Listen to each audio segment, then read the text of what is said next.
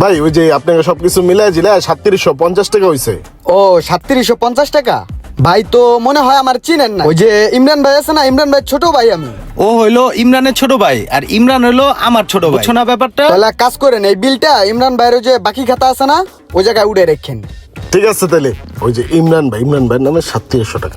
খাবারটা মজা ছিল অনেক, আসবো না আবার। ঠিক আছে ভাই আইসেন। কি লাগে ভাই? মাছটা আছে, ভালো চিকেন মিকেন আছে, কি দিমু কোন? মাছ খাবি?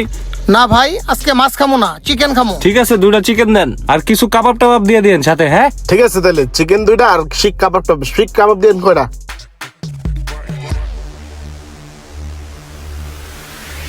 ভাই এই যে পানি আর কিছু লাগলে জানায়েন। হ্যাঁ ভাই একটা কথা বলতাম, ওই যে রেগুলার তো আপনারা খাইয়া ইমরান ভাইয়ের নামে বিল লেখা যান, আজকে ওকে আপনাকে বিল ইমরান ভাইয়ের নামে দিমু?